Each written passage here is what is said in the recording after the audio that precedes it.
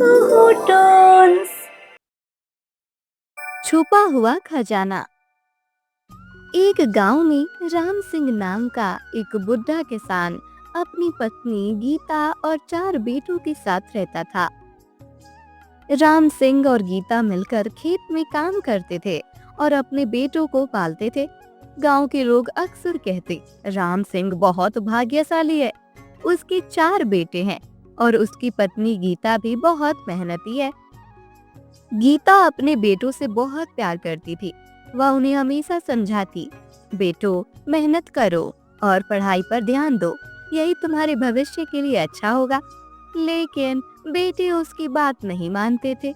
राजू, विक्रम, अरुण, राहुल, बैठो और पढ़ाई करो, तुम्हें अपने भविष्य के बारे में सोचना चाहिए।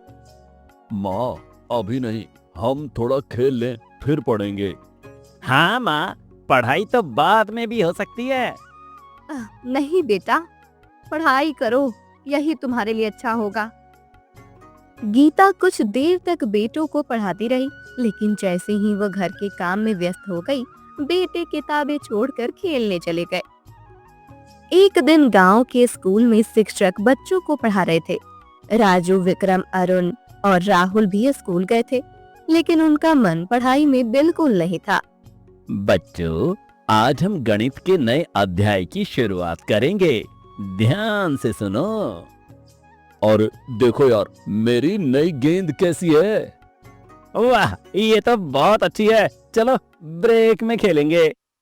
शिक्षक जी कुछ बोल रहे हैं, चुपचाप सुनो। नहीं यार, ये गेंद तो बहुत मजेदार है, चलो अभी खेलते हैं। राजू, विक्रम, अरुण, राहुल, तुम लोग क्या कर रहे हो? कक्षा में शांत रहो और पढ़ाई पर ध्यान दो। शिक्षक जी, हम तो बस थोड़ा मजाक कर रहे थे। मजाक करने का समय ब्रेक में होता है, कक्षा में नहीं। अगर तुम लोगों ने ध्यान नहीं दिया तो मैं तुम्हारे माता पिता को बुलाऊंगा। शिक्षक की डांट सुनकर बेटे थोड़ा शांत हुए, लेकिन उनका मन पढ़ाई में नहीं लगा। वे कक्षा में बैठे रहे, लेकिन आपस में बातें करते रहे और दूसरे बच्चों को भी परेशान करते रहे। शाम को जब बेटे घर लौटे तो गीता ने उनसे पूछा, बेटो आज स्कूल में क्या हुआ? क्या तुमने पढ़ाई की? हाँ माँ, हमने बहुत पढ़ाई की। हाँ माँ, शिक्षक जी ने हमें नई चीजें सिखाई। अच्छा है, लेकिन मुझे लगता है कि तुम लोग झूठ बोल रहे हो। कल स्कूल जाकर शिक्षक से बात करूंगी। बेटे डर गए, लेकिन उन्होंने अपनी आदत नहीं बदली। अगले दिन भी वो स्कूल में शोरगुल करते रहे और पढ़ाई में ध्यान नहीं दिया। कुछ दिन बाद गीता बीमार पड़ गई। बेटे और राम सिंह बिस्तर के पास बैठे थे। राम सिंह, मैं अब ज्यादा दिन नहीं रह पाऊंगी, तुम्हें इन बेटों का ख्याल रखना होगा। गीता, तुम ठीक हो जाओगी, हम सब तुम्हारे बिना अधूरे हैं। मेरे बेटो, तुम सब मेहनत करना और एक साथ रहना, यही मेरी आखिरी इच्छा है। माँ, तुम हमें छोड़कर क्यों चली जा रही हो? हम तुम्हारे बिना कैसे रहेंगे? माँ, तुम ठीक हो जा, हम तुम्हारी बात मानेंगे। मेरे बेटो, तुम सब मेहनत करो और एक दूसरे का साथ दो, यही मेरी आखिरी इच्छा है। कुछ दिनों बाद गीता की मृत्यु हो गई। पूरा परिवार उदास हो गया। राम सिंह और उसके बेटे गीता के जाने से टूट गए। समय बीतता गया और राम सिंह बहुत बूढ़ा हो गया। अब वो खेत में काम नहीं कर पाता था। उसके बेटे भी अब जवान हो गए थे, लेकिन उनकी आलसी और बेपरवाह आदतें अभी भी बदली नहीं थी। राम सिंह को चिंता सताने लगी कि उसके बाद उसके बेटों का क्या होगा। एक दिन राम सिंह ने अपने बेटे को बुलाया। मेरे प्यारे बेटो, मैंने इस खेत में एक खजाना छुपा रखा है।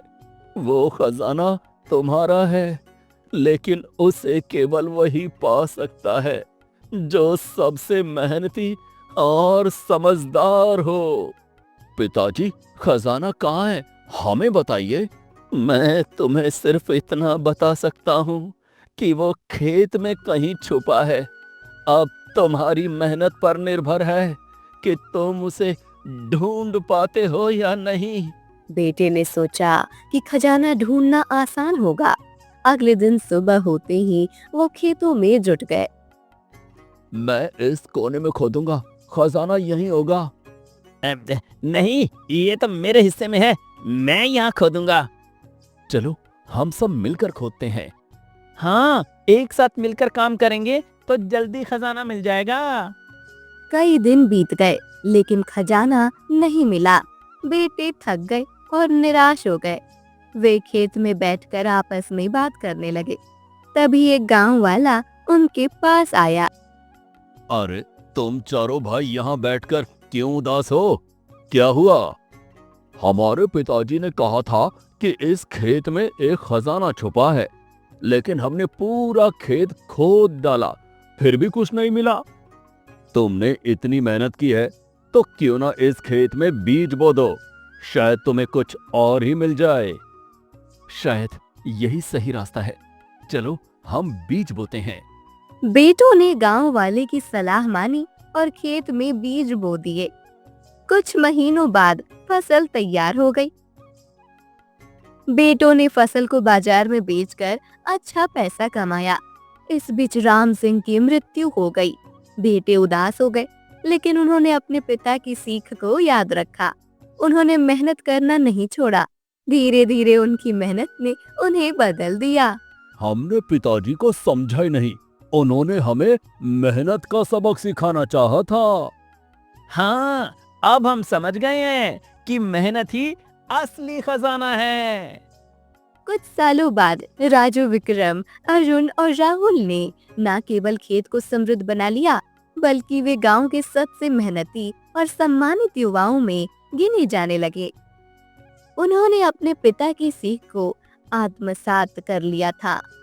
एक दिन गांव के लोगों ने उन्हें जवान की उपाधि दी। ये उपाधि उन युवाओं को दी जाती थी जो मेहनत, ईमानदारी और एकता के साथ आगे बढ़ते थे। राजू, विक्रम, अरुण, राहुल, तुम चारों ने साबित कर दिया कि मेहनत और एकता से कोई भी लक्ष्य हासिल किया जा सकता है। तुम सच्चे जवान हो। हमें गर्व है कि हमने अपने पिताजी की सीख को जीवन में उतारा। मेहनत ही असली खजाना है। और इस तरह राम सिंह के बेटों ने न केवल खजाना पाया, बल्कि जिंदगी का एक बड़ा सबक भी सीखा। वे मेहनत और एकता के बल पर समृद्ध और सफल बन गए। मेहनत और एकता से न केवल व्यक्ति बल्कि पूरा समुदाय भी सफलता की ओर बढ़ सकता है। असली खजाना मेहनत और एकता में छुपा होता है।